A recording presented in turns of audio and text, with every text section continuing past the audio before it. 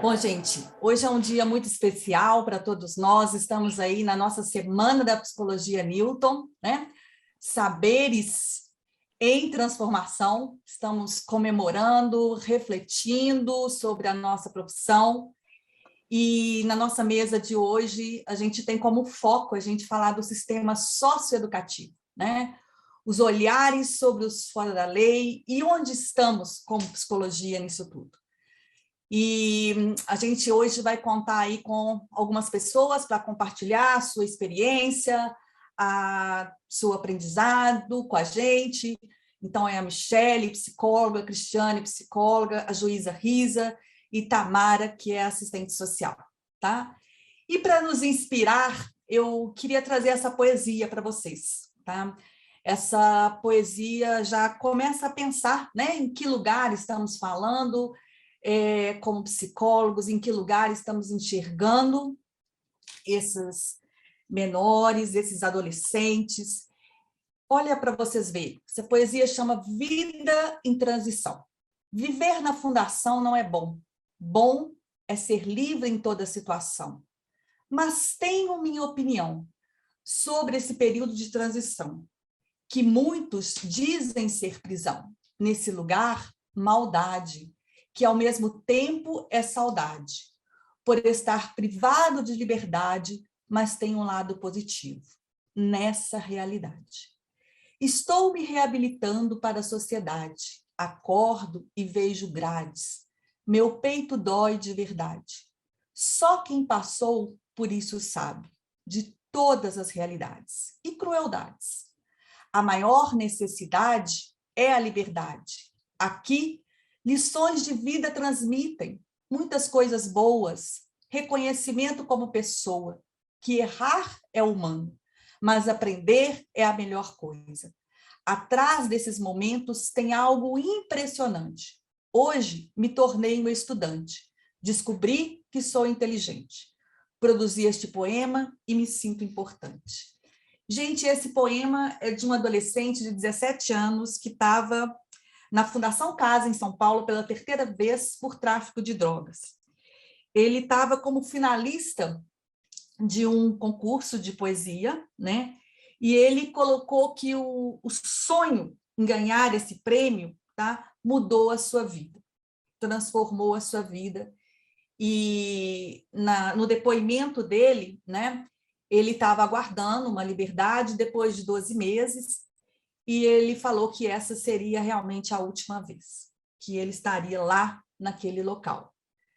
E que a marca para ele foi poder pensar que ele poderia escrever, né?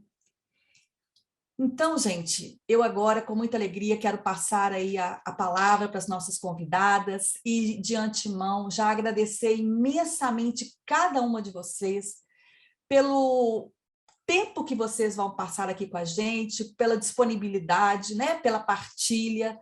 Agradeço em nome da Newton Paiva, agradeço em nome da nossa coordenadora Yáscara, né, do curso de psicologia, e agradeço em meu nome, porque é muito rico essa nossa partilha, esse poder, né, essa disponibilidade que cada um de nós tem de poder compartilhar aí as nossas experiências e nos engrandecer, né, nos ajudar a aprender um pouco mais sobre essa sociedade que tanto precisa de nós, psicólogos, para a gente poder realmente fazer os direitos humanos, né, valer aí, e a gente ter uma ação mais ética. Então, queria agradecer muito a Michele, a Cristiane, a Risa, a Tamara e a Flávia Vale, que tanto nos assessora, tanto nos ajuda, está sempre com a porta aberta lá no Tribunal de Justiça de Minas Gerais para nos acolher e nos ajudar em todos os nossos eventos e contribuições aqui com a nossa casa. A Newton Paiva agradece vocês, sejam todos muito bem-vindas, tá? E de forma agora, eu vou chamar a Michele de Castro Caldeira. A Michele é doutora pela PUC Minas, psicóloga, mestre em psicanálise pela UFMG. Ela especializou-se também em psicanálise nas instituições de saúde na PUC Minas e obteve o título, né, de psicóloga clínica pelo Conselho Federal de Psicologia. membro da Comissão de Psicologia e Juventudes. Atualmente, ela exerce a função de superintendente de assistência social em Contagem e é membro da Comissão de Psicologia e Juventude no CRPMG. Michele, muito obrigada. A palavra é sua. Bom dia, Juliana, mais Bom uma vez. dia. Bom dia a todas as pessoas presentes. Eu quero agradecer o convite da Juliana, o convite da Nilton Paiva, da Samanta, né, que me indicou, foi minha colega aí durante o doutorado. É muito bom poder falar sobre um tema que é tão caro, né, que é tão... eu falo caro e também importante para a gente.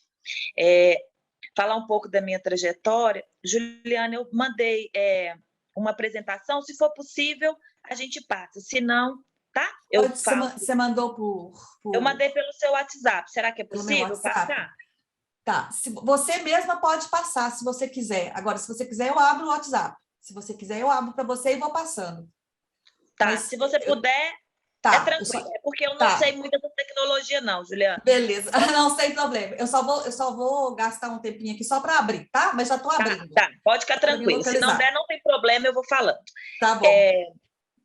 Por que eu falo da importância, né? Como a Juliana me apresentou, hoje eu estou na Superintendência de Assistência Social em Contagem e durante a minha formação em psicologia, eu formei na PUC Betim e antes da graduação eu já trabalhava com criança e adolescente em situação de rua, né? Então, assim, é uma área que eu escolhi trabalhar, né? Eu falo até pela minha criação, pela criação que eu tive da minha mãe, né, uma criação cristã, eu fiz a opção por trabalhar com os pobres. Então, assim, desde a minha adolescência eu me envolvi com essa área e busquei a psicologia para que eu pudesse poder fazer diferença na vida dessas pessoas. E durante toda a minha graduação, eu faço as minhas pesquisas, meus trabalhos de campo, todo aquele trabalho metodológico voltada também nesse campo da criança e adolescente em situação de rua. E aí, nos últimos semestres, eu vou a campo, que é ali no Miguelim, né, na Praça da Estação, em Belo Horizonte, e vou pesquisar sobre o que esses adolescentes e essas crianças brincam na rua. E aí eu tive o apoio da professora também, Paula de Paula, que foi a minha orientadora voluntária, né? Uma pessoa que eu tenho muito carinho e admiração, que me orientou nesse processo aí de pesquisa.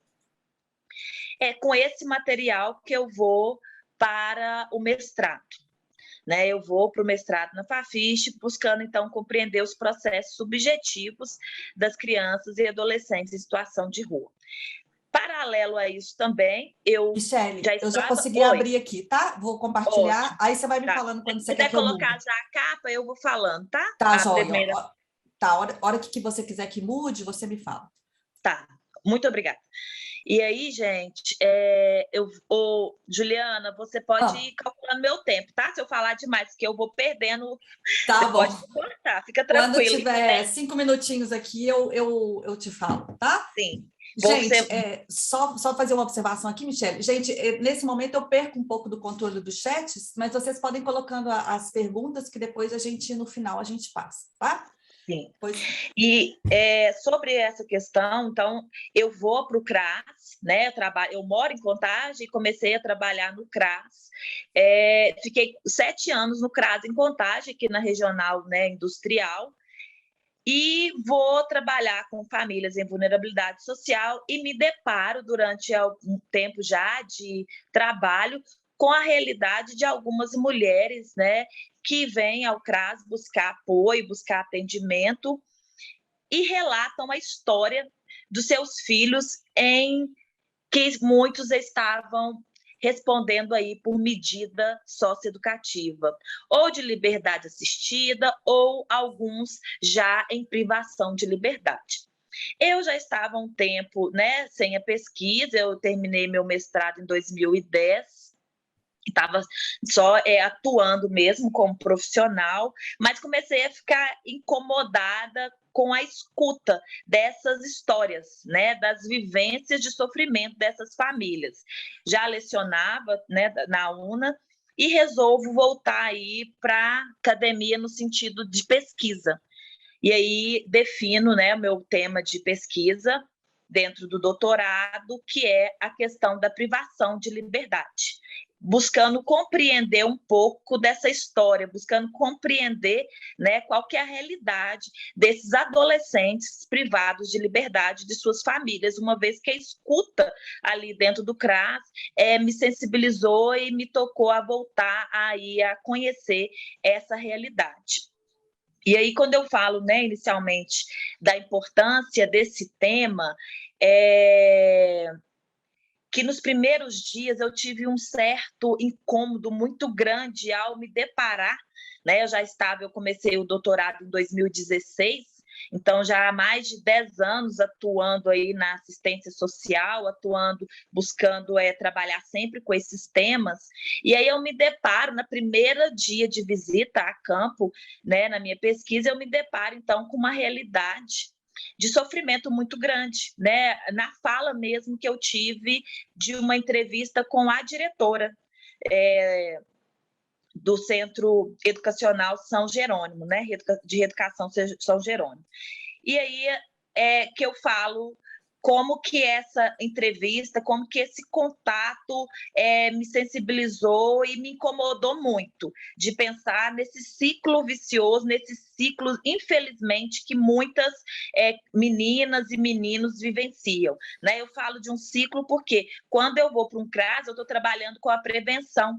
A nossa proposta é prevenir, né, que esses vínculos se rompam, é prevenir que essas crianças, esses adolescentes tenham seus direitos violados, mas infelizmente, quando a gente tem contato com esse público, a gente percebe que esse ciclo ainda se mantém muito forte, né? É um ciclo de ausência das políticas públicas. Mulheres que aí relatam, né? A maioria dessas meninas relatando uma história de pobreza, de vulnerabilidade, experiências aí de trabalho infantil, de uma exploração sexual, e aí é o que eu começo a minha fala hoje, trazendo uma reflexão da nossa responsabilidade, né, como sociedade, como psicólogos, como os estudantes aí de psicologia, da nossa responsabilidade em combater, né, em lutar. Eu sei que o sistema é bruto, né? Eu vou falar um pouquinho no final da minha fala como que foi a minha defesa e como eu terminei a defesa de doutorado aos prantos,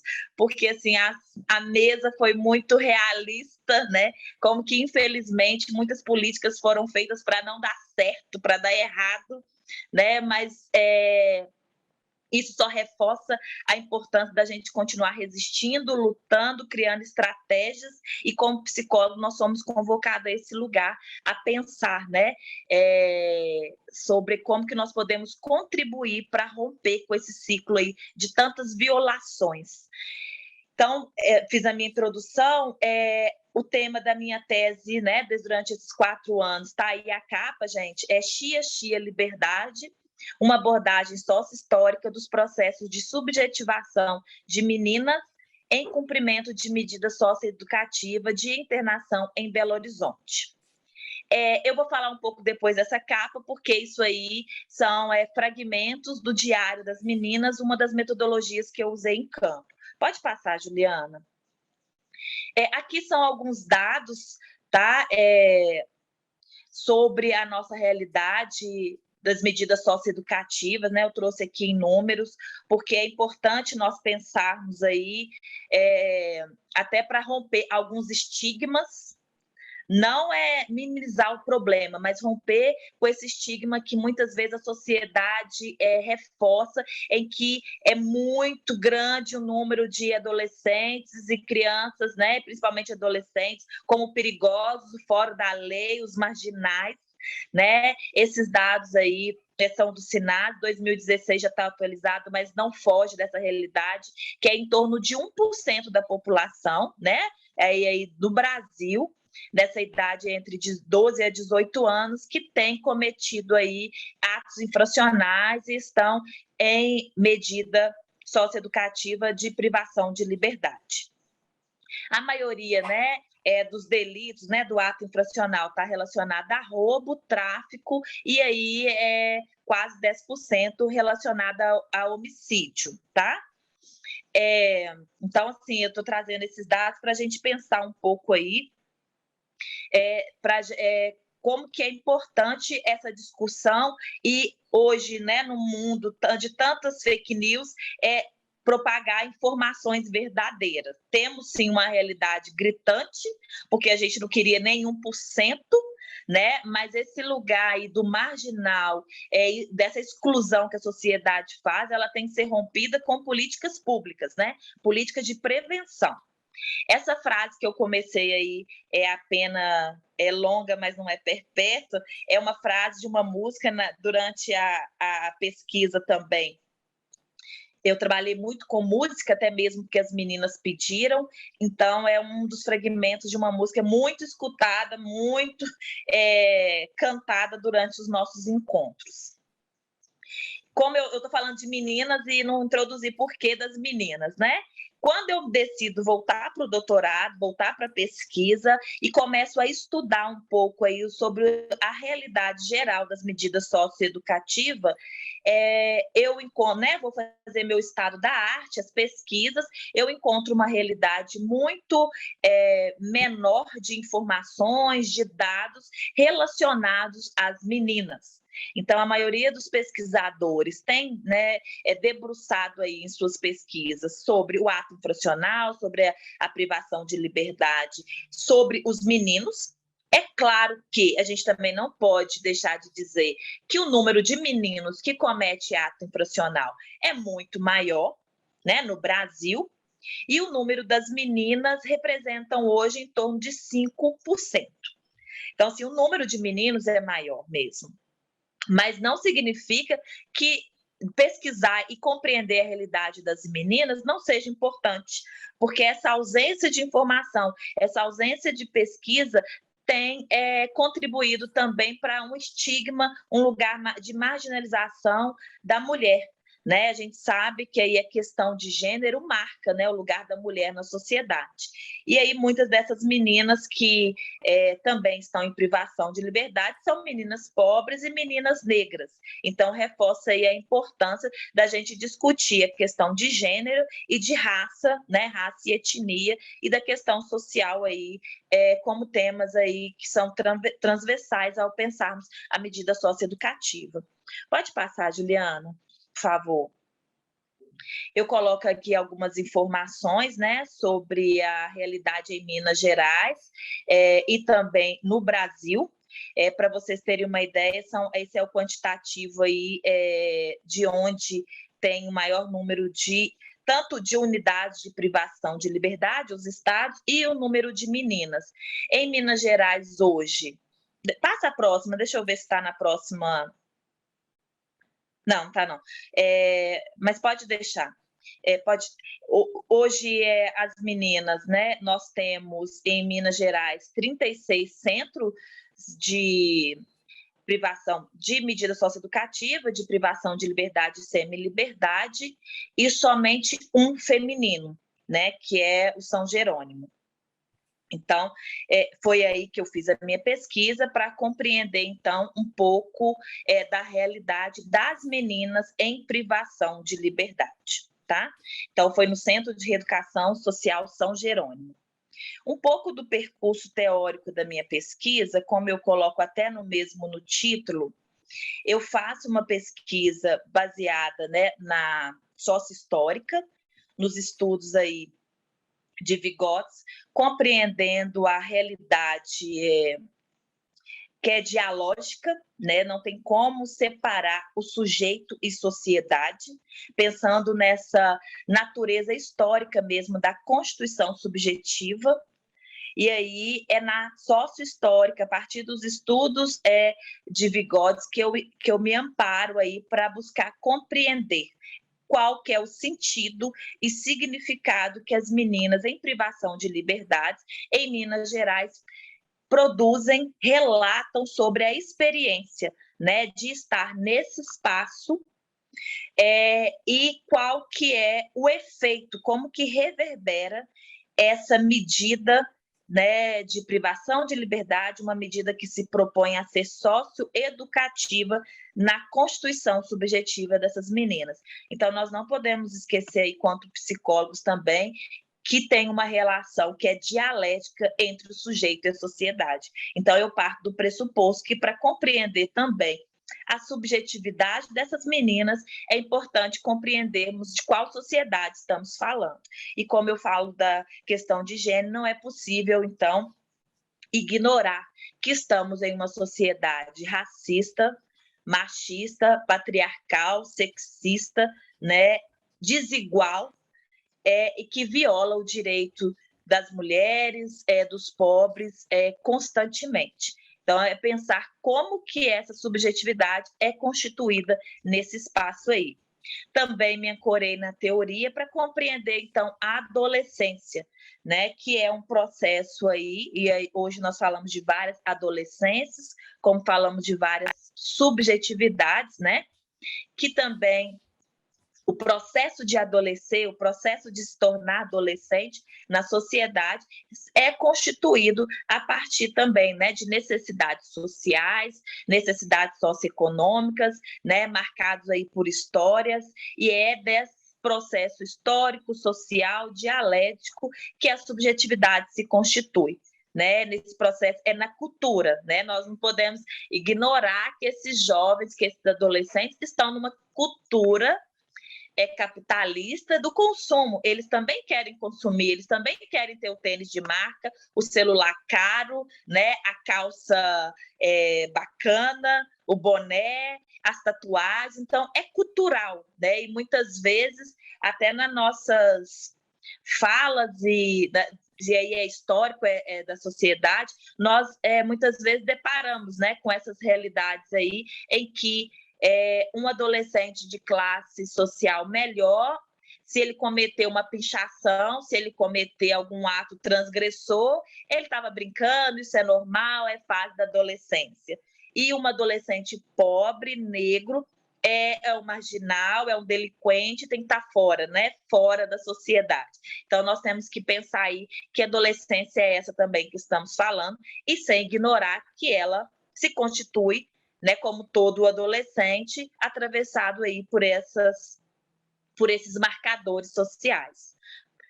Pode passar, Juliana?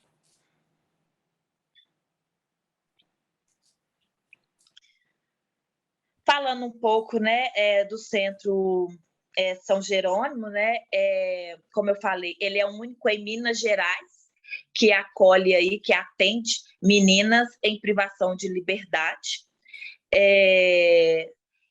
Lá atende, né, tanto em internação como internação provisória. Então, durante a pesquisa, eu encontrei meninas que estavam já tinham recebido a medida de internação, e aquelas que estavam em internação provisória, que são aqueles 45 dias, né, até o juiz definir se vai ser internação mesmo ou se elas vão ter outro tipo de medida, tá?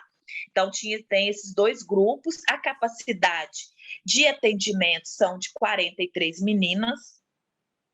No momento que eu começo a pesquisa, tinha mais de 43 meninas na unidade.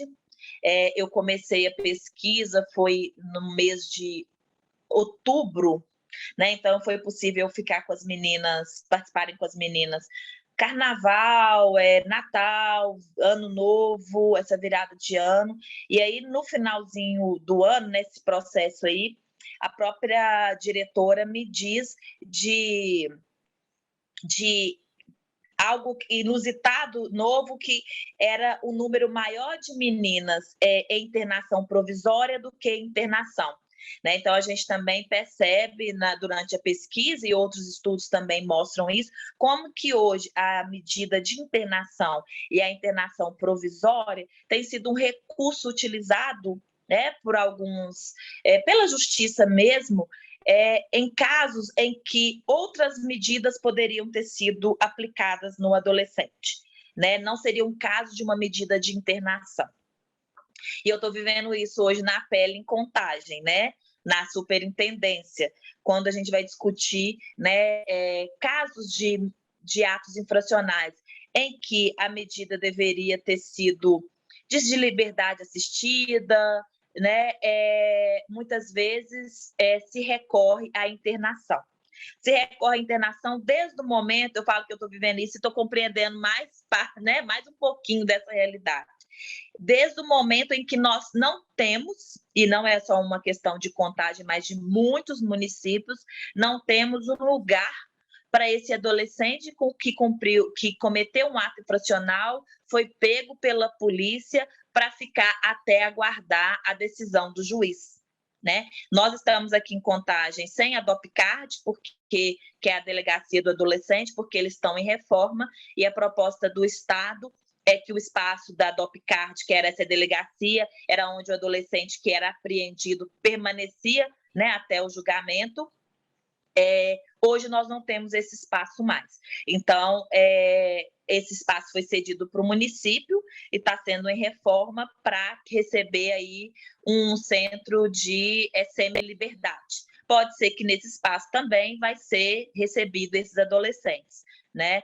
Então, hoje, qual que é a nossa realidade? Muitos do momento que acontece desse adolescente ser apreendido, o Conselho Tutelar é acionado, e aí começa a peleja, né? De onde vai ficar esse adolescente, quem vai acompanhar esse adolescente em todo esse processo, não tem lugar para ele ficar, e aí muitas vezes o Conselho Tutelar aciona a medida protetiva, né? Eu recebo vários pedidos de casos em que são solicitados a medida protetiva nas casas de acolhimento institucional, porque não tem aonde colocar esse adolescente.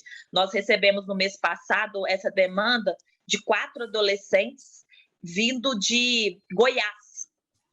Eles furtaram um carro em Goiás e vieram passeando, né, por alguns estados até parar em Contagem e roubar um shopping. Então, esses 4 adolescentes, nós tivemos que né, pensar e colocá-los nas casas de medida protetiva, que não é o correto. É claro que eles estão tendo os direitos violados também, mas temos que pensar em políticas públicas também nessas situações, né? A gente tem discutido muito aí a questão do retorno protegido, do acolhimento desses adolescentes, né? Uma discussão que a gente tem feito aí na Procuradoria, com o Estado, da importância de pensarmos aí nesse acolhimento para que a medida socioeducativa de internação não seja a única saída, né? Já levar esse adolescente direto para a medida de internação, né? A gente vê muito isso nos estudos e agora eu estou vendo isso na prática também, né? Vivendo isso. Michele, só te avisar, mais 5 minutinhos. Mentira! Então tá, vou adiantar. Pode fazer. Passa rápido, né? Infelizmente. Passou muito rápido, pode passar. Gente, o meu percurso metodológico, né? Eu vou a campo, faço, então, a minha proposta de uma pesquisa participativa, né? Então, nos primeiros meses eu fui em observação, então eu participei de festas, de formaturas, e também, né, como eu falei, Natal, várias comemorações, eu estava lá como observadora participante. Propus para as meninas, então, a criação de diários e também convidei as meninas para participarem de grupos. Então, assim, paralelo, né? Nós tivemos os grupos todas as quartas-feiras, eu fiz 2 grupos diferentes, porque a quantidade de meninas era grande, era em torno de 21 meninas em internação, todas foram convidadas, e até o final permaneceram 17. Algumas porque saíram, 2 porque não tiveram interesse, e foi bem pactuado, conversado, que era a opção de participar do grupo e da pesquisa era livre, elas tinham essa liberdade num lugar sem liberdade, né? Então, elas puderam optar ou não. Então, 17 participaram, como eu falei, 2 não quiseram, uma recebeu a saída e a outra começou a participar e teve que interromper porque ela estava grávida e foi ganhar o bebezinho dela. Então, nós fizemos essas capas aí, esse material que vocês estão vendo nos slides, são fragmentos, né?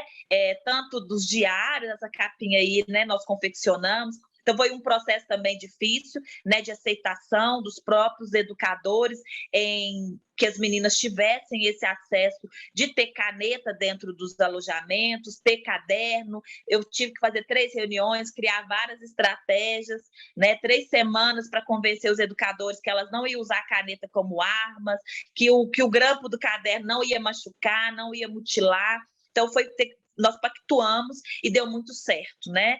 No final, todas as adolescentes usaram os seus diários, e aí a proposta foi para contar do dia a dia, para narrar as experiências, para falar antes como que a vida era antes da medida e como estava sendo na medida, qual que era a perspectiva do futuro, né, depois do cumprimento da medida. E aí também tem alguns cartazes das dinâmicas que nós fizemos nos encontros. Foram 8 encontros e com 2 grupos. Pode passar, Juliana. Eu falei das oficinas e do diário, né? Então foi assim, uma experiência riquíssima em que as meninas puderam, muitas usaram todos os dias. Teve algumas adolescentes que davam bom dia, diário, bom dia, estou contando que eu acordei feliz, eu acordei alegre, e hoje contava de manhã, contava a parte da tarde. Outras usaram o diário assim para colocar receita, oração, elas trocavam mensagem entre elas, né, assim, cartas de amor, né? Então eu descobri alguns relacionamentos lendo o diário. Foi pactuar também que elas poderiam usar o diário, também seria uma opção, uma escolha delas me deixar ler ou não, né? 2 não deixaram. Falaram que a vida não era interessante, então elas não tinham nada para me dizer, né? Então, assim, isso também traz dados, elementos aí da pesquisa. E aí foi possível também, nesse momento, ver a questão da escrita, né? Como que elas narravam a própria vida, a própria experiência, a questão da escolarização, né? Como que muitas tinham muita dificuldade em escrever, em dizer sobre elas, mas e o processo da escrita foi muito interessante, que foi possível, tanto nos momentos de grupo e nos próprios diários, perceber em algumas meninas esse processo de ressignificação, né? Como eu falei, teve uma adolescente que cometeu um ato infracional de homicídio, né? E foi um caso emblemático na cidade dela, que teve uma repercussão midiática muito grande, tanto que ela não podia mais voltar para a cidade. Ela tirou a vida de um bebê, então assim, isso causou, né, uma comoção. E aí era uma menina que sempre falava: estou feliz, estou muito alegre, bom dia, a vida é linda, Deus é bom, eu estou aqui, vou mudar de vida, tenho muita perspectiva. E como que esse processo depois, durante os encontros, que apareceram também nas dinâmicas, nos encontros, essa escrita ela vai mudando. Né? Até um processo dela falar assim: eu sou um monstro, nem Deus me ama, eu tenho que morrer, eu sei que a morte está muito próxima, eu sei que saindo daqui tem pessoas que querem me matar. E aí ela pode, né, através de narrar sua própria história, ressignificar um pouco esse espaço, né? E ressignificar até a perspectiva de futuro, né? E foi possível ver algumas meninas também no processo de grupo, essa ressignificação da experiência. Pode passar, Juliana, por favor. A questão do grupo, né? Foi oficinas, trabalhei aí a perspectiva da Silvelane, Martim Barô, a professora Lúcia Afonso, né? Então também esse processo aí de tomada de decisão, tomada de consciência afetivas, os 2 grupos foram muito diferentes, né? Eu falo, isso era muito diferente as características do grupo. Talvez depois eu falo mais um pouquinho, mas assim, o grupo 1 tinha uma característica assim, de chegar de manhã, pulando, me abraçando, dando bom dia para todo mundo. O grupo 3, e aí esse grupo também tem uma questão em que as meninas, 4 delas já tinham vivido junto na medida protetiva, né? Então elas cometeram um ato infracional e elas fugiram da casa, que queriam roubar bala doce na rua, resolveram aí na empolgação assaltar um motorista de táxi, e aí depois elas voltaram assustadas para casa, né? Elas mesmas confessaram para a educadora lá da casa, que elas tinham feito, e a educadora chama a polícia. Então, é um lugar para a gente pensar aí também, né, o papel da medida protetiva, né, dessas intervenções. E eu falo também da minha experiência. Hoje, quando eu chego em Contagem, eu falo, não, nós não vamos fazer isso, né? Nós não vamos judicializar questões que poderiam ser resolvidas de outras formas. Né? Eu também chego em Contagem escutando isso. Ah, elas aprontaram, fizeram um tumulto e elas têm que ir para medida de privação de liberdade. Né? Nós temos um caso aqui de uma adolescente que vai e volta da medida de privação de liberdade a cada momento que ela grita ou desrespeita uma educadora. Então, a gente também tem que pensar no papel dessas instituições, né? E aí, elas viviam juntos, então era um grupo muito da farra, muito da bagunça, e aí, quando no processo grupal também foi possível essas tomadas de consciência, esses momentos aí de ressignificar, de pensar, de identificar, de parar para escutar outro colega e falar, olha, eu também cometi esse ato, né? O outro grupo, que era um grupo muito, as meninas praticamente não se relacionavam, não, então tive todo esse processo de garantir a confiabilidade, que elas podiam dizer da experiência ali, e aí também foi possível ver como que a questão da identificação, dos afetos, né, foi constituído no grupo. Pode passar? Estou acabando. Como eu falei dos processos, né, nós aí, então, no final da pesquisa, os sentidos e significados produzidos pelas meninas, eu separo quatro temas, né? Eu e os outros, eu e a socioeducação, eu e o futuro e os efeitos das medidas de internação no processo de subjetivação. Então, assim, todos esses temas relacionados, como que eu vejo o outro, porque, assim, outra autora também que me acompanhou na minha pesquisa, né, foi a Baden Savaia, quando ela fala aí do sofrimento ético-político. O espaço da medida socioeducativa, já vou finalizando nessas conclusões, depois eu deixo esse material também, tá, Juliana? Se quiser compartilhar, manda minha tese. Mas, assim, o que eu percebi durante a pesquisa? Um espaço em que poucas pessoas estão interessadas realmente em reeducar, né? Em ser um processo educativo. Era um processo o tempo todo muito punitivo, muitas medidas de restrição, né? Eu fui muito criticada por muitos educadores. Gente, eu engravidei durante a pesquisa, então a minha barriga começou a aparecer.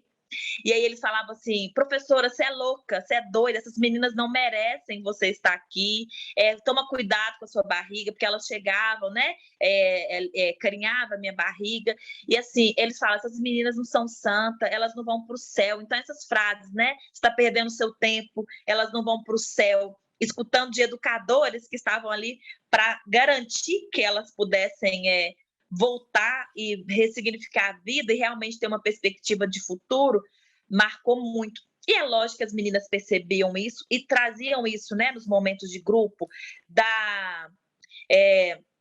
do preconceito, né? Há muitas meninas que tinham relação sexual e relação afetiva, meninas que antes da medida já tinham uma relação homossexual, então assim, como que eles falavam que tinha nojo das meninas, eu tenho nojo, eu não vou pegar no de usar o talher, sabe? Então, assim, tinha muito essa questão, então nós trabalhamos aí no eu e o outro isso.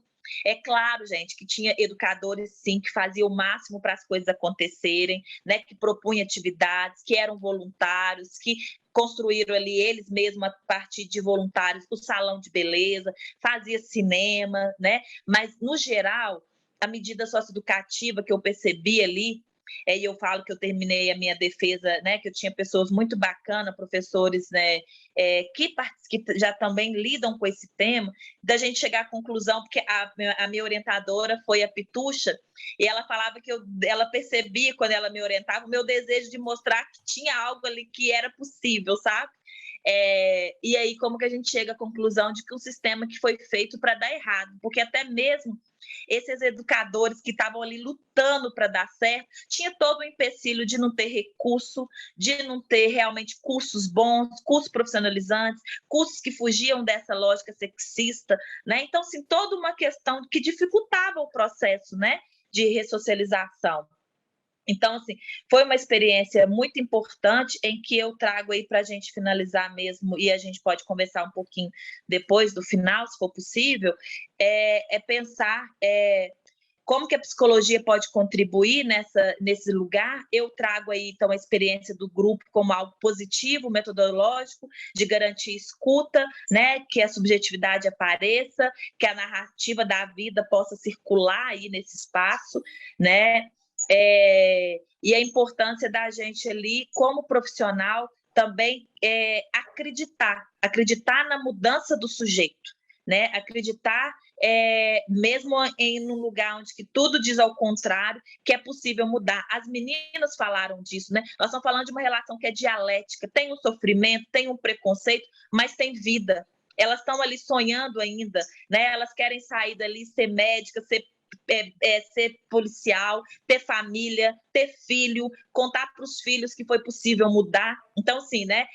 Tem uma relação dialética em que o sujeito ainda luta, né? E aí é o nosso papel como profissional propiciar esses espaços, né? Em que realmente tem uma realidade difícil, mas é possível acreditar e apostar no sujeito.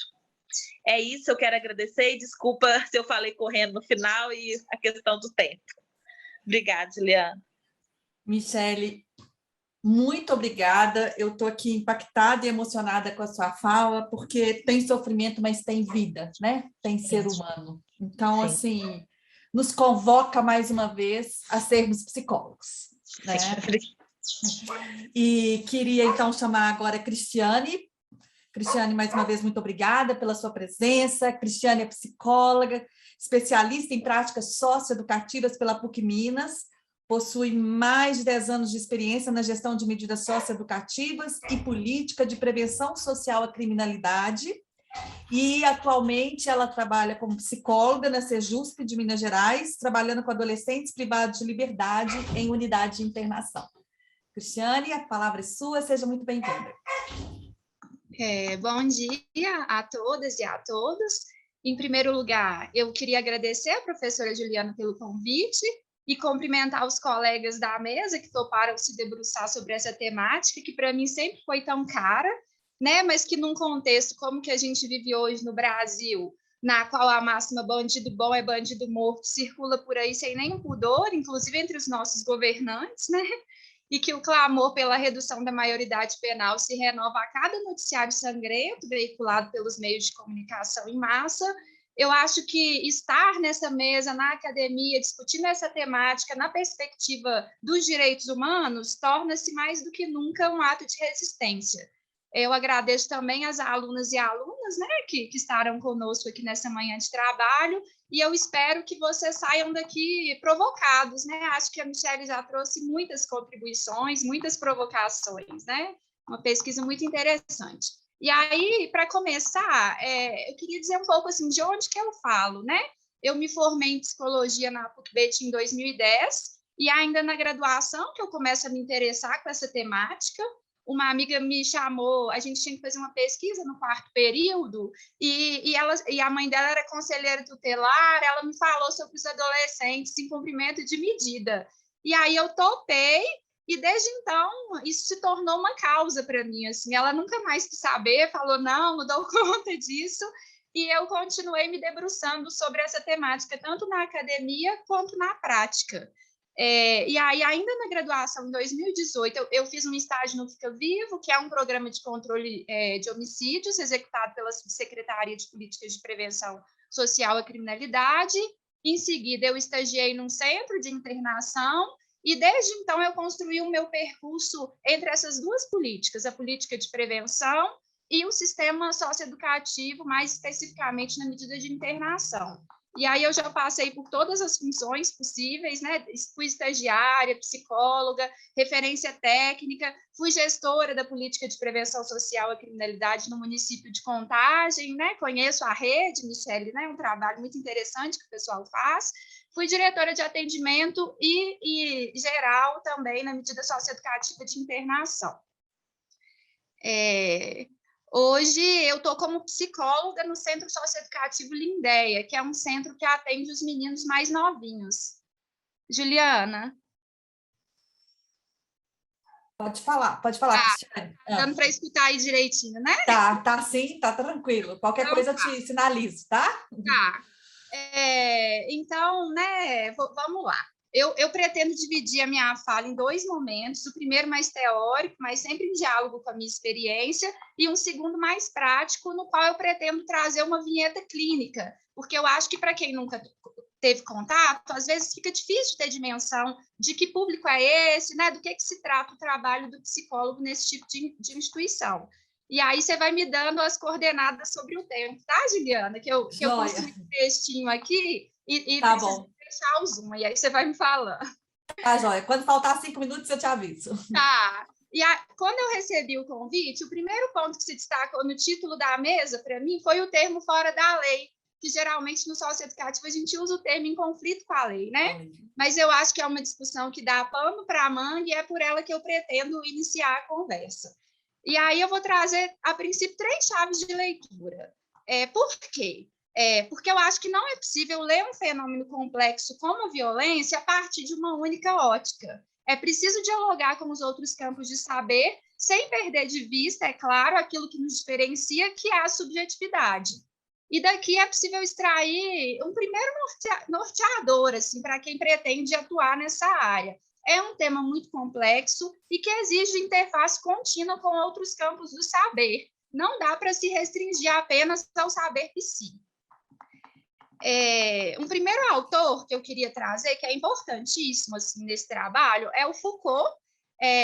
No livro A História da Loucura na Idade Clássica, ele nos mostra como que o discurso predominante em cada período histórico produz uma forma de exclusão. Então, na Idade Média, né, quem eram os excluídos? Os leprosos e os portadores de doenças venéreas. No Renascimento, os pobres, mendigos, os desempregados. E na modernidade, os desviados e associais. Então, o que eu estou querendo dizer com isso? Que cada período histórico produz a sua forma de exclusão e que o fora da lei não está desconectado do contexto social, assim, né? Então, eu vejo muita gente, às vezes, falando que quer atuar com esse público, lendo esses livros de mentes perigosas, de psicopatia, e isso não tem nada a ver com a psicologia e com o nosso compromisso social, porque, para a psicologia, a violência é um modo de resposta, né? Também ao contexto que a gente vive hoje. Uma segunda chave de leitura, né? Eu trago Bauman, né? Que é um autor da sociologia, que é uma leitura fácil e muito contemporânea. Em Vidas Perdidas, a modernidade e seus excluídos, ele fala que toda forma de ordem política implica na opção de rebuts, restos e sucatas. E aí eu vou citá-lo, né? Ele fala: o planeta anda cheio, transbordam seus dejetos. Esse termo hoje designa o que o autor chama de dejetos humanos, uma população numerosa de seres que são rejeitados, excluídos, que não podem fazer nada de sua existência. E aí eu acho que vai na mesma perspectiva, né, do Foucault. E, para finalizar, eu trago a perspectiva da psicanálise, né? Porque eu acho que, às vezes, existem muitas leituras equivocadas. Mas, se a gente vai tanto em Freud e em Lacan, o que eles nos trazem é que a violência é consequência da lógica de segregação que hoje orienta os nossos modos de governabilidade. E aí eu trouxe, né, uma leitura aqui de Lacan, que ele fala que todos os esforços serão feitos nos mercados comuns para livrar os restos indesejáveis dessa política. Contudo, o sujeito resiste a ser reduzido à condução de sucata e inventa suas soluções para se ligar a este mundo. Por vezes, diante da precariedade de recursos simbólicos, né, não podendo se servir de soluções que se orientam pelo nome do pai e pela norma fálica, cada vez mais os atos de violência se apresentam como modos de resposta ao real. A factibilidade do real não cessa de interrogar a biopolítica, através de acontecimentos que no espaço público comemoram o triunfo da pulsão de morte.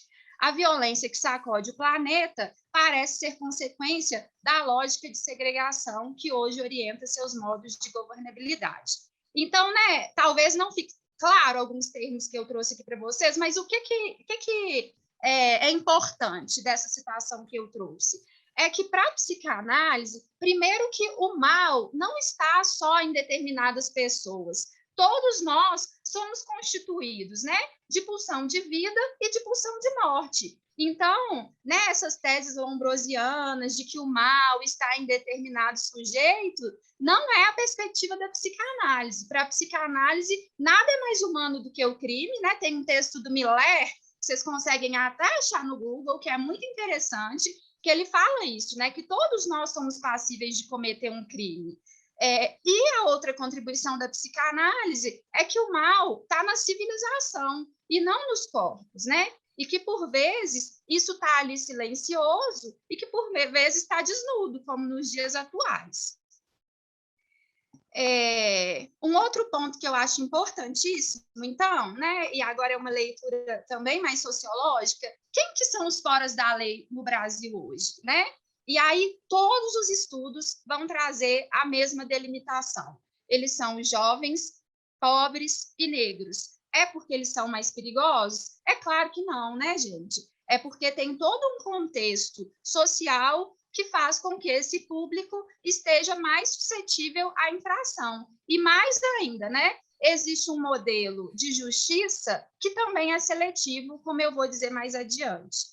Então, a medida socioeducativa, independente do ato infracional cometido, não recai homogeneamente sobre quaisquer adolescentes. Como a Michele disse, tem um recorte bastante específico, né? Se um jovem de classe média é pego pichando, aquilo é considerado de uma forma. Se um jovem negro, morador de periferia, é pego no mesmo ato, a chance dele ser responsabilizado com uma medida socioeducativa é muito maior. E isso não é uma leitura minha, assim, isso é uma leitura que está aí escancarada em todas as pesquisas, inclusive em relatório produzido pelo Centro Integrado de Atendimento ao Adolescente Autor de Ato Infracional de Belo Horizonte. Esse relatório, que se refere a dados de 2013, traz para a gente que do total de 1.149 adolescentes entrevistados no ano, a maioria se declarou da raça cor parda, que são 45,7%, e 30,4% se declararam pretos, 14,8% brancos, 2,4% indígenas e 2,1% amarelos. Esse dado autodeclarado mostra que 76,1% dos adolescentes que passaram pelo CIA se declararam pretos ou pardos. No entanto, né, como a gente sabe, o cometimento do ato infracional não se restringe aos adolescentes pobres, negros e moradores da periferia. Embora a incidência da lei penal ocorra de forma enviesada, ao longo de todos esses anos, né, que eu tenho de experiência no sistema socioeducativo, foram irrisórios os casos em que adolescentes de classe média ou classe média alta tenham recebido uma medida socioeducativa de internação. Ao longo dessa minha experiência, né, de mais de 10 anos no sistema socioeducativo, eu me deparei com apenas 2 adolescentes de classe média. Um que era morador do bairro Cruzeiro, que cometeu um homicídio de grande repercussão nacional, e um outro que era filho de um policial que envolveu-se na prática de um estupro que também teve repercussão midiática. E de onde que vem isso tudo, né? Eu acho que tem diversas explicações, né? Porque, como eu disse antes, é um fenômeno complexo.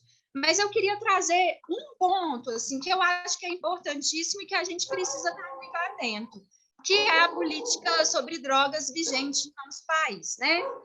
Na saída da ditadura, os meios de comunicação começaram a operar um deslocamento do inimigo interno, ator fundamental para as políticas de segurança nacional.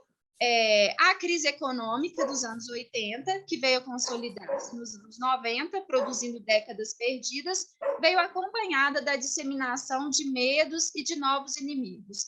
A política criminal de drogas, imposta ao mundo pelos Estados Unidos, forjou uma nova guerra e um novo inimigo, a ponta pobre do mercado varejista.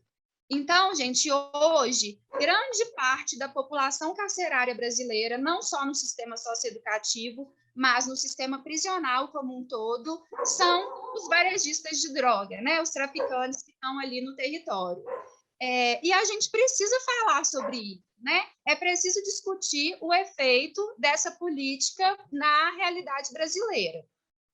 Estratégia de sobrevivência em tempos difíceis, a comercialização das substâncias ilícitas ocupou periferias e favelas brasileiras. Essa economia proibicionista gerou uma criminalização sem igual na história dos nossos sistemas penais.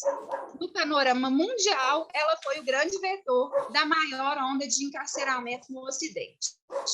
No campo da segurança pública, a legislação em vigor tem produzido como principais efeitos a ampliação do número de encarceramento e o expressivo aumento dos homicídios relacionados ao tráfico de drogas.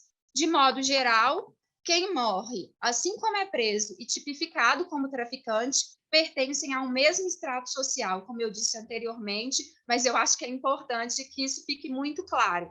Eles são jovens, negros, pobres e possuem baixa escolaridade.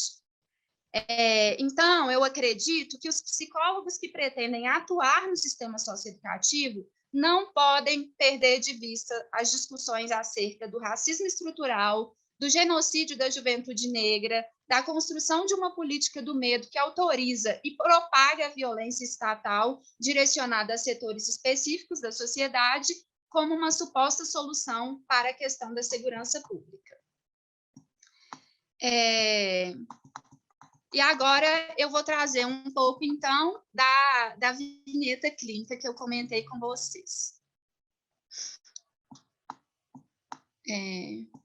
Só antes da vinheta, um trecho que eu trouxe aqui, de um livro que se chama A Clínica em Movimento, da Ana Marta Loboski, que eu acho que é importantíssimo, que ela fala assim, sobre o trabalho da psicologia com os fora da lei, né? Ela traz uma discussão mais voltada para a saúde mental, mas eu acho que também cabe para os adolescentes. Não devemos esquecer de que o nascimento das disciplinas clínicas da área a psiquiatria, a psicologia, dá-se nos hospitais psiquiátricos, nas fábricas, nas prisões, nos reformatórios, ou seja, justamente naquelas instituições criadas para disciplinar os homens, tratando de reeducá-los, adestrá-los, adequá-los a certa norma que apreendem o tempo, a vida e a força de seus corpos num jogo econômico do qual nem sequer são atores, mas simplesmente servidores. Ajudar a fazer valer estas normas, disseminá-las socialmente, ao torná-las aceitas e incorporadas pelos indivíduos, culpabilizando e corrigindo aqueles que se desviam, tem sido a vocação histórica da psicologia. Então, eu acho assim, que é uma leitura difícil da gente digerir, porque, principalmente no campo socioeducativo, geralmente a gente localiza esse controle na equipe de segurança. E a advertência que a Ana Marta Loboski nos traz é que a psicologia também surge como uma forma de controle, de adestramento, e é preciso que a gente esteja advertido e tenha muita clareza disso para não ficar o tempo todo repetindo essas práticas, né? Porque esse não é o compromisso da psicologia, né? Não é nesse lugar que a gente deve estar. Então, outra pergunta que quem pretende trabalhar nesse campo também precisa se fazer é: o psicólogo trabalha para o sistema ou opera internamente na direção de sua subversão? O atendimento serve à instituição ou ao adolescente? É claro que não dá para prescindir do discurso institucional, senão a gente não é nem escutado. Mas será que o tempo todo a gente precisa estar ali só a serviço do protocolo, né, do que está posto? Ou em alguns momentos a gente precisa subverter? E aí agora eu passo para a vinheta, né? O título é Qualquer lugar ou lugar nenhum. Posição sacrificial demandada pela criminalidade. O adolescente, que denominará como Lucas, possui 16 anos e cumpre medida socioeducativa de internação há aproximadamente 1 ano. Seu percurso infracional é marcado pela prática de roubos, sendo esta a sua 4ª passagem pelo sistema socioeducativo. Então, eu estou trazendo um caso que já passou pelo sistema socioeducativo, né? E aí vou apresentar para vocês como que foi o percurso dele ao longo do cumprimento da medida. Um pouco da história familiar. Você pode ficar em qualquer lugar, menos aqui. Em relação ao histórico familiar, a mãe, que eu estou nomeando aqui como Solange, né, um nome fictício, relata que iniciou o relacionamento com o pai do adolescente aos 14 anos de idade. Isso é muito comum, né, entre o público que a gente atende. No ano seguinte, eles tiveram o primeiro filho, chamado de Leandro. Entretanto, este veio a falecer aos 4 meses. Sobre o motivo da morte, a mãe acredita que se deu por falta de cuidados maternos, pois era muito jovem e não tinha experiência em cuidar de crianças. 2 anos depois, nasce Lucas, né, que é o adolescente que estava em cumprimento de medida. Em seguida, Lázaro, que era prematuro e também morreu aos 25 dias de vida por ter aspirado o leite materno. Por fim, tiveram a filha Larissa. Solange relata que, após o nascimento dos filhos, o companheiro passou a fazer uso abusivo de álcool e a agredia constantemente. Mesmo diante de tais dificuldades, sustentou o relacionamento conjugal por 6 anos. Contudo, durante a última gestação, descobriu que havia sido contagiada por doença sexualmente transmissível e, diante disso, optou pela separação. Meses depois, Solange iniciou o tratamento com o atual companheiro e, após 5 anos, teve o filho Iago. Ao ser questionada sobre a relação conjugal, afirma: ele não me agride, porém é um sonso. Apenas dorme, come e trabalha. Salienta que atualmente dormem em camas separadas, como se fossem 2 irmãos. Um ponto relevante na história familiar é que, quando Lucas estava com aproximadamente 13 anos, o pai conseguiu a sua guarda provisória, alegando abandono de incapaz, justificado pelo fato de o filho permanecer na rua no período da noite. A mãe, por sua vez, se encontrava internada em hospital para realizar uma cirurgia de laqueadura de trombos, e os filhos permaneceram em casa sob os cuidados da avó materna. A mãe aduz que o ex-companheiro fez a solicitação de guarda para deixar de pagar pensão alimentícia. E, pelo fato de terem outra filha em comum, o juiz determinou que ele destinasse ainda 30% do seu salário à mesma. Vale frisar que, conforme relatos do prontuário do adolescente, alguns vizinhos chegaram a testemunhar em favor da mãe, alegando que Lucas permanecia grande parte do tempo nas ruas sob o efeito de drogas. Quanto ao período que o pai permaneceu com a guarda, Solange relata que o filho era proibido de ter contato com ela e quase não frequentava a escola. Ressalta que, apesar da proibição feita pelo pai, Lucas sempre encontrava uma forma de visitá-la e, aos poucos, retornou para sua casa. Contudo, um dia tentou agredi-la e, diante disso, o mandou de volta para a casa do pai. Apesar de tal orientação, ele continuava retornando para sua casa. Por determinação judicial, foi atendida por um programa de mediação de conflitos e foi informada que estava descumprindo uma ordem judicial e que não podia aceitar o filho em sua casa, mesmo que ele fosse por vontade própria. Após receber essa orientação, conversou com o Lucas, dizendo que ele podia ficar em qualquer lugar, menos em sua casa. Frase que teve muito impacto, né, para o Lucas. Ao mencionar esse fato, a mãe chora e diz: acredito que foi depois disso que ele começou a usar drogas, pois ficou confuso, permanecia na rua usando loló, maconha e cocaína. Um subtítulo: um menino entre a privação e a morte. Lucas demonstra grande dificuldade em falar de sua história de vida e de situar seus relatos temporalmente. Isso é muito comum entre os adolescentes que estão cumprindo medida socioeducativa, né? Eu acredito que devido a uma precariedade de recursos simbólicos e também porque são adolescentes que geralmente são mais falados pelas instituições do que ouvidos, né? Então, também é uma dificuldade institucional. Acerca da infância, narra apenas algumas cenas, dando destaque ao falecimento do irmão e à relação conflituosa dos pais. Sobre o falecimento do irmão, conta que o mesmo estava com febre e sua mãe o levou até o hospital, mas parece que não souberam cuidar dele e então ele morreu. Lembro do caixão. Quanto ao pai, afirma que não tem boas lembranças do mesmo. Conta vários episódios de agressão, como, por exemplo, um dia em que ele estava em cima do telhado e ameaçava a mãe com uma faca. Ressalta que em uma dessas situações chegou a morder a canela do pai, na tentativa de que ele parasse de agredir a mãe. Cabe destacar que as falas dos adolescentes a respeito da agressividade do pai assemelham-se muito ao que é dito pela mãe. mas que em alguns momentos ele apresenta o pai também como aquele que lhe oferecia certo cuidado, apesar de fazer uso abusivo de álcool. Ele diz: quando ele recebia, me levava para comer coxinha, junto com a minha irmã, e só depois começava a beber. Ainda sobre a infância, afirma que não podia sair de casa, brincar e assistir televisão. Somente após a separação dos pais começou a ter acesso a esses momentos lúdicos. A princípio, brincava com os irmãos e primos, contudo, com a chegada da puberdade, passou a permanecer a maior parte do tempo nas ruas, deixou de frequentar a escola e vinculou-se a um grupo de adolescentes. Em relação à permanência nas ruas, Lucas localiza que começou frequentando a casa de uma amiga, que morava próximo a uma cachoeira. Neste local, conheceu outros adolescentes, com os quais saía para catar latinhas. Em uma dessas ocasiões, avistaram uma casa aberta e tiveram a ideia de furtar os objetos que lá se encontravam para vendê-los. Localiza que alguns colegas faziam uso de drogas e decidiram comprar maconha com a quantia de dinheiro adquirida. Desse modo, como havia sido convidado pelos colegas e não sabia o que fazer com o valor recebido, decidiu acompanhá-los e experimentar maconha. Afirma que sentiu um zoado na cabeça e vomitou. Contudo, insistiu até que passou a fazer uso diário.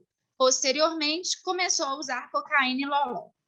Após iniciar o uso de drogas, rompeu definitivamente o vínculo com a escola, alegando que queria permanecer próximo aos amigos e que a maconha fez com que ele esquecesse tudo o que já havia aprendido. Além disso, passou a apresentar-se agressivo no contexto familiar. Frequentemente ameaçava a mãe para conseguir dinheiro para comprar drogas, e quando não obtinha sucesso, fazia dívidas com traficantes da região. Tais dívidas acabavam sendo pagas por Solange no intuito de garantir a integridade física do filho. Há relatos no prontuário do adolescente de que, durante as tentativas de agressão, a mãe saía para a parte externa da casa no intuito de que os vizinhos pudessem assistir, pois sabia que eles não iriam concordar com a atitude do filho. Em um desses episódios, disse que se o mesmo não parasse de usar drogas, iria alugar outro barracão, sem que ele soubesse, e o deixaria morando na rua. Concomitantemente ao uso de drogas, como mencionado anteriormente, Lucas inicia a prática infracional. Sendo assim, em dezembro de 2011, é apreendido pela primeira vez e inicia sua trajetória no sistema socioeducativo. Sobre esse fato, afirma: foi dentro do balaio, ônibus. Eu apontei o revólver para o motorista e tinha mais 2 pessoas comigo correndo, mas os policiais nos pegaram. Por esse ato, ele recebeu a medida socioeducativa de liberdade assistida, que é uma medida em meio aberto. Aproximadamente 3 meses após a primeira passagem, novamente foi apreendido. Sobre este ato, afirma que tentou assaltar novamente um ônibus, juntamente com um colega, e que, ao descerem, foram apreendidos pela polícia. Recebeu outra medida socioeducativa de liberdade assistida. Nesse interim, o adolescente e sua mãe participaram de uma matéria jornalística naquele programa Profissão Repórter, né, que era um programa de grande repercussão nacional, cujo tema era Criança Vítimas do Crack. Na entrevista, a mãe aparece implorando por uma internação compulsória para o filho, né, que isso daria uma outra discussão, né, que é como que o judiciário tem respondido a isso com as internações. E ela diz que ele é usuário de drogas e que aproximadamente 11 dias não comparece em casa. Salienta que, devido à situação de Lucas, colocou a cama de todos os filhos em seu quarto para acompanhá-los mais de perto, deixando assim de dormir com um companheiro. Na mesma entrevista, né, depois eles fazem uma abordagem com o Lucas e ele fala que no dia anterior havia sido apreendido portando um revólver. Ele fala que gostava de passar o dia na companhia dos colegas e que estava em descumprimento da medida de liberdade assistida devido à distância de sua casa até o local de atendimento. Quando os repórteres anunciam que iriam acompanhá-lo na audiência, que estava marcada para aquele dia, ele sai correndo e não retorna para casa. Diante disso, eles acompanham apenas a mãe na audiência, que afirma insistentemente para os juízes que o filho precisava ser internado. Cristiane, É só para te avisar que faltam 5 minutos, tá? Poucas horas depois, o Lucas é apreendido pela polícia e recebe internação sanção, que é uma medida aplicada aos adolescentes que estão em descumprimento das medidas em meio aberto, e ela pode durar até 90 dias. Quando já se encontrava em liberdade, diante da demanda da mãe em outubro de 2012, o adolescente foi encaminhado pela equipe técnica do Judiciário para um serviço que hoje não existe mais, que chamava CAPT, que era voltado para atendimento a adolescentes que fazem uso abusivo de drogas. Inicialmente, no primeiro atendimento, o adolescente acreditava que havia sido encaminhado à instituição por ter descumprido as medidas socioeducativas em meio aberto. No atendimento subsequente, chama a atenção o fato de que, após conhecer alguns pacientes que estavam internados, o adolescente passou a pedir insistentemente, com o apoio dos demais, para dormir no CAPT. No mês seguinte, não compareceu ao atendimento, tendo em vista que voltou a ser apreendido pela prática de roubo.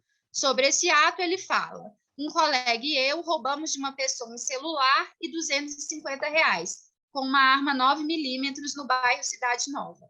Pegamos um ônibus, só que a polícia mandou parar o ônibus. Mais uma vez, só ele é reconhecido pela vítima, porque na época ele estava com cortes na sobrancelha.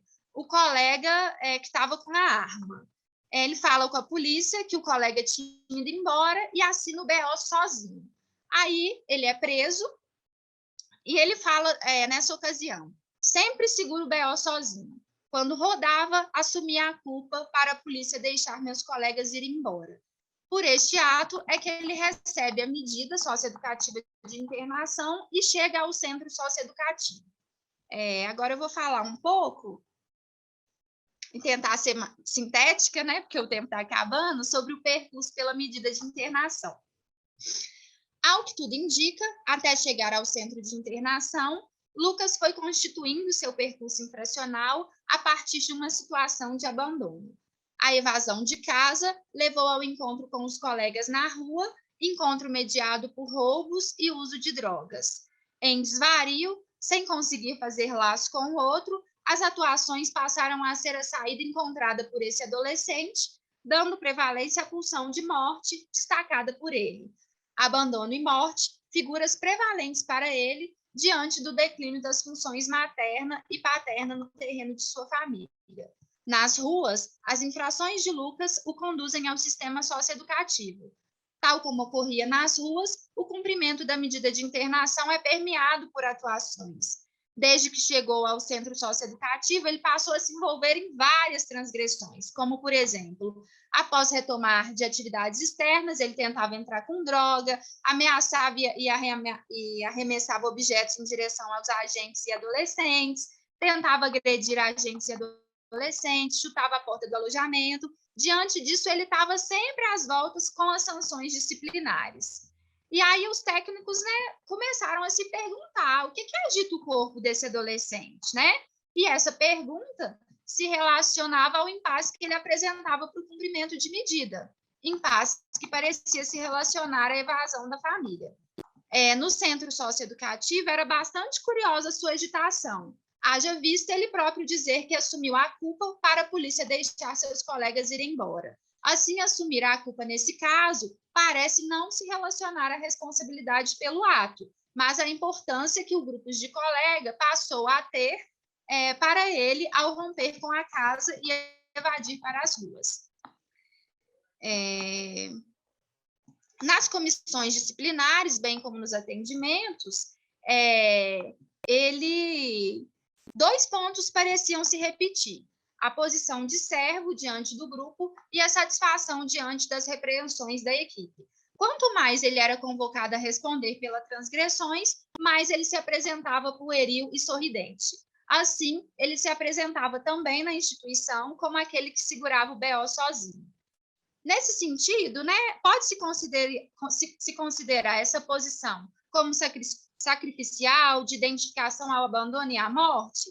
Caso a resposta a essa pergunta seja positiva, isso esclareceria como a sanção satisfaria um gozo superegóico do adolescente, aquele que se relaciona à morte, ou seja, a sua lembrança familiar da infância. Em suas atuações, Lucas mostra o que acredita ser o seu destino e realiza aquilo que supõe ser o desejo do outro. Ele tem que segurar o BO sozinho, atestando que o outro não cuida. Lucas se defende da angústia suscitada pelo abandono e morte. A partir da leitura clínica do caso, o impasse parece se colocar para a instituição. Não sancionar chama mais atuação. Ele tem que segurar o BO sozinho. Sancionar também chama mais atuação. E aí, o que a gente tentou fazer diante disso, né? Diante disso, a estratégia traçada pela equipe passa a ser de localizar qual a função da atuação e não responder desse lugar. Ou seja, se para o Lucas o outro é aquele que abandona, que deixa em qualquer lugar, a instituição começa a se apresentar como aquele que cuida, que quer que ele vá para a escola, que aprenda, que ele se alimente adequadamente, que participe das oficinas da unidade, muito semelhante ao trabalho que a Michelle foi fazendo com as meninas no São Jerônimo a partir da escrita, né? E também dos grupos. Enfim, que ele apareça de um lugar diferente do até então ocupado. Aos poucos, no tempo do adolescente, a retificação feita pela instituição vão começando a aparecer. Lucas, que a princípio só demandava atendimentos com a advogada, profissional responsável por participar das comissões disciplinares, passa a estabelecer um vínculo transferencial com a pedagoga. Comparece semanalmente aos atendimentos, quer saber por que depois que começou a usar drogas, esqueceu as contas de multiplicação e subtração. Além disso, passa a escrever músicas, nas quais parece iniciar um percurso de historização de sua vida. No último encontro, com a pedagoga, adverte que os atendimentos precisam ser breves, pois ele precisava ajudar os agentes, ele se tornou referência de algumas atividades na unidade. Então, para sintetizar, o que eu acho que o caso do Lucas nos ilustra? Assim? Que o saber institucional, as normativas, os protocolos, eles não dão conta do que é da singularidade, da pulsão. Então, eu acho que a contribuição, né, que um psicólogo, e aí eu estou dizendo da minha experiência, da psicanálise, mas eu acho que qualquer abordagem, né, vai trazer contribuições no campo da subjetividade, a fazer essa leitura da singularidade, do caso a caso, e a partir daí ir criando brechas, né? Porque a medida socioeducativa de internação, ela tende ao fechamento, ao controle, aos protocolos, e a nossa contribuição pode ser no sentido de pensar ali o que tem a partir da leitura de cada caso, e a partir daí poder construir o percurso de cumprimento de medida de forma individualizada e considerando a subjetividade de cada um. Eu acho que é isso, gente. A gente vai conversando também, tinha outras coisas para trazer, né? Mas vou me ater ao tempo. Muito obrigada, Cristiane. Muitas reflexões, né, para a gente aí nesse momento. E toda essa complexidade, gente, da situação que a gente está discutindo aqui nessa mesa hoje, a gente sabe que isso deve ser uma discussão multidisciplinar, né, interdisciplinar. Então, foi nesse propósito que essa mesa ela foi elaborada, tá? E aí, neste momento, eu gostaria de chamar a juíza, né, a doutora Risa Nerda, que é juíza da Vara Infracional, tá? Ela é bacharel em Direito pela Faculdade de Direito de Sete Lagoas, com pós-graduação em Direito Público. Ela foi aprovada no concurso da Magistratura do Estado de Minas Gerais em 1996, com diploma da medalha desembargador Hélio Costa, do TJMG, em um seminário internacional de direitos humanos, com o tema A Busca da Recuperação com Pessoas em Conflito com a Lei. Ela é palestrante do programa Estrutura e Funcionamento do Poder Judiciário Estadual e na formação do curso de formação de formadores. Atualmente, é juíza coordenadora do Centro de Atendimento ao Adolescente, autor de ato infracional em Belo Horizonte. Nós agradecemos muito a presença e também gostaria de registrar a presença da Flávia Vale, né? Flávia, ela trabalha no setor de comunicação, lá no Tribunal de Justiça, com o programa Conhecendo o Judiciário. É um programa que eu já trouxe aqui na Newton algumas vezes e, mais uma vez, convidamos, né, para estar aqui, Flávia e juíza Risa Neri, muito obrigada pela presença. A palavra é com vocês. Bom dia, doutora Risa, bom dia a todos. É uma satisfação estar aqui, ó, doutora Risa. Só vou me apresentar, né? Essa mesa redonda, né, com a doutora Risa, através do programa Conhecendo o Judiciário, que é um programa de relacionamento do Tribunal de Justiça, tá? Então, já vou passar a palavra à doutora Risa Neri. Bom dia a todos. Bom dia a todos. É um prazer estar aqui. Flávia, agradeço o convite, agradeço também as meninas aí da Universidade, né, Newton Paiva, e estarei sempre à disposição de vocês para a gente enfrentar esse problema, né, que é o do socioeducativo. Então, vou falar para vocês algumas coisas aqui a respeito, não sei se foi falado, eu tive o prazer de assistir o final da fala da doutora Cristiane, psicóloga, né? E eu estou vendo que todos, parece, estão muito inteirados, né? Da situação, do que ocorre, o que deverá ser feito.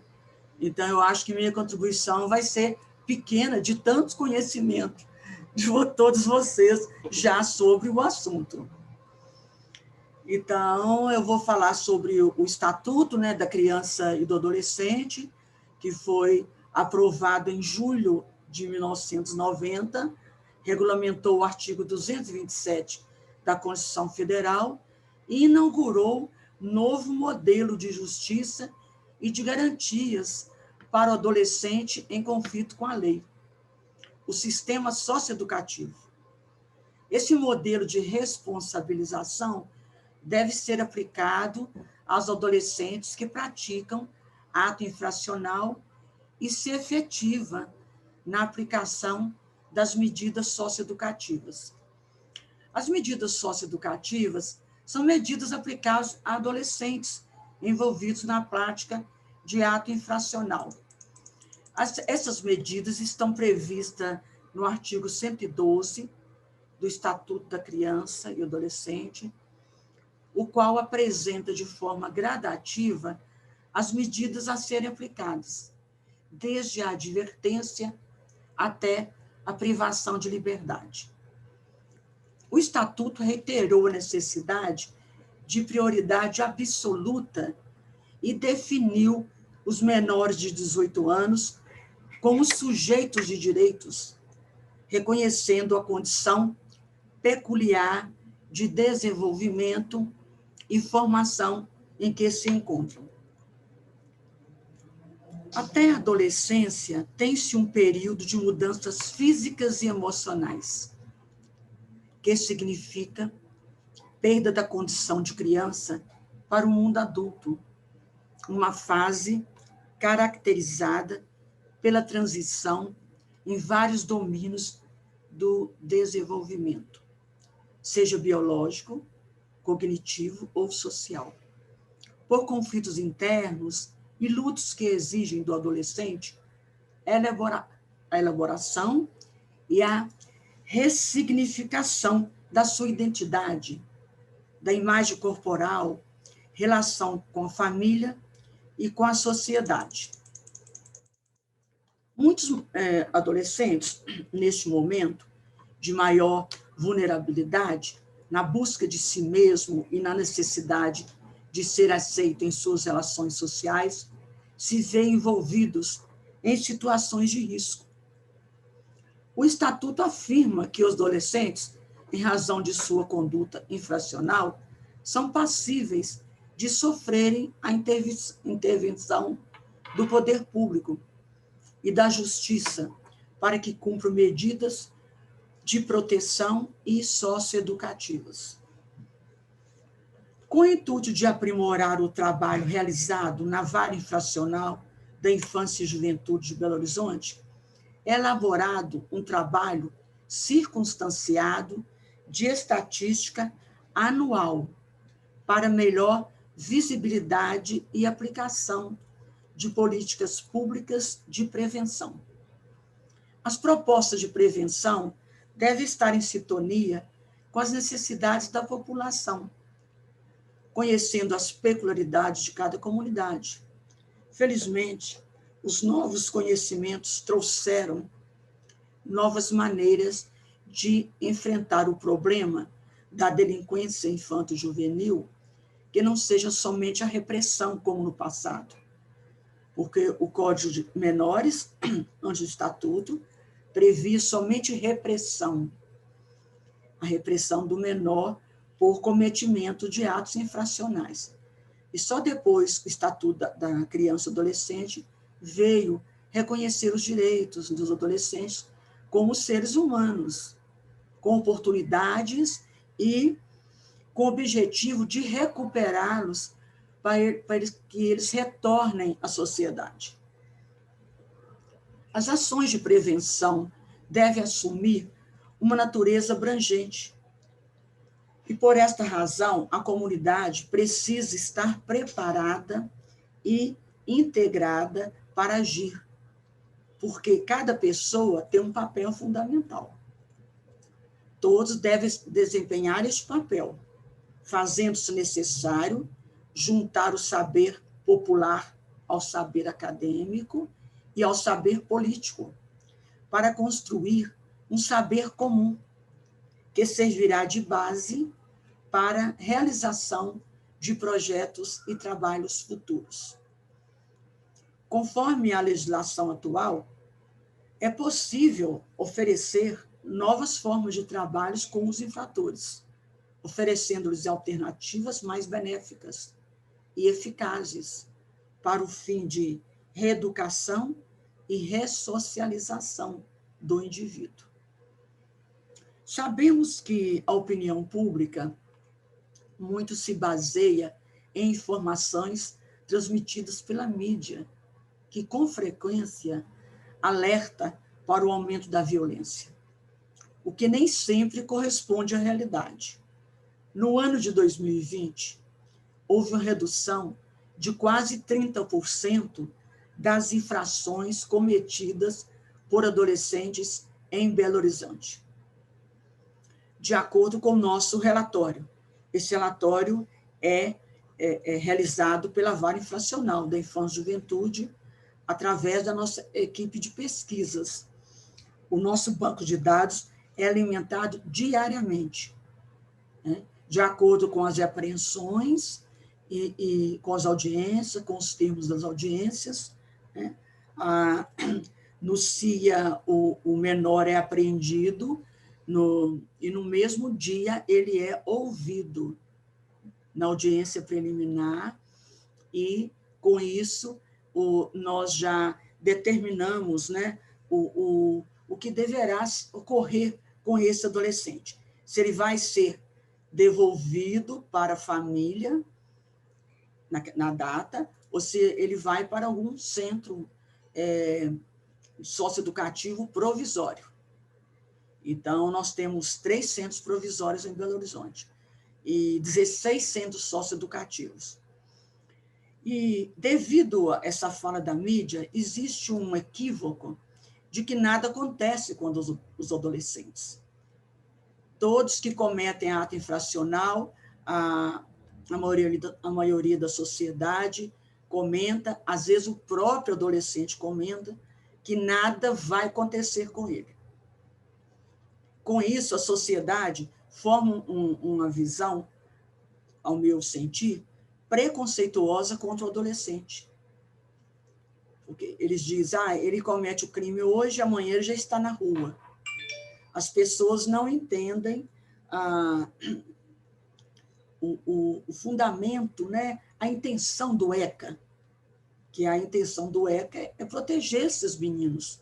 Eles são abandonados pelas famílias, eles são abandonados pela sociedade, eles sofrem muito com esse abandono. O que nós temos que fazer é tentar recuperá-los.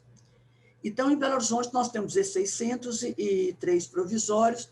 Esses provisórios, os adolescentes podem aguardar o julgamento até 45 dias. Então, nós, juízes, temos a obrigação de sentenciar os processos dos meninos acautelados até 45 dias. Depois de 45 dias, eles deverão ser liberados. Se o processo durar mais de 45 dias, devido a alguma diligência solicitada pelo Ministério Público, pela Defensoria Pública, às vezes o menor é de outra comarca, o que ocorre muito aqui em Belo Horizonte, os infratores vêm do interior, né, para cometer os atos infracionais em Belo Horizonte, a maioria deles o tráfico de drogas, com a ilusão de ganhar dinheiro, de ficarem ricos, de comprar celular, de comprar carro. Então, é muito complicada essa situação. Às vezes ocorre, tem época que os adolescentes acautelados nos centros socioeducativos, a maioria são da região metropolitana. E nós temos sempre, ocorre sempre que os acautelados de Belo Horizonte, residentes em Belo Horizonte, são a minoria. E isso até dificulta, né, para o centro socioeducativo contato com familiares. Nós temos muito caso de Teoflotone, Nanuque, aquela região toda ali. Então, e os pais não têm condições nem de fazer a visita aos adolescentes nos centros socioeducativos, porque não tem condição financeira, né? Nós estávamos até tentando conseguir com o Estado uma condição de passagem, para esse pessoal vir, voltar e tudo. Então, às vezes, o Conselho Tutelar nos ajuda, né, muito, acionando as comarcas do interior para que os pais possam vir visitá-los. Então, assim, na realidade, nós trabalhamos com uma rede integrada, né? O próprio CIA, né, que é o Centro Integrado de Atendimento a Adolescentes Autores de Ato Infracional, aí o nome já diz, Sistema Integrado. Nós trabalhamos juntos, o Judiciário, o Ministério Público, a Defensoria Pública, Polícia Civil, Militar, Prefeitura e SUASE. Nós somos 7 instituições em um só prédio. Nós agora estamos mudando, né? O CIA funcionava na rua Rio Grande do Sul, no Barro Preto, e agora nós já estamos começando a funcionar na Avenida Afonso Pena, 2300, esquina com rua Rio Grande do Norte. Está faltando só a mudança da SUASE e a Polícia Civil. Os outros órgãos já estão funcionando neste local. Então, a gente tem feito tudo que podemos lá na nossa vara para poder ajudar esse centro socioeducativo. Nós temos um valor que é apreendido no tráfico quando o menor é apreendido com o maior e apreende-se alguma quantia em dinheiro, esse dinheiro fica na vara infracional.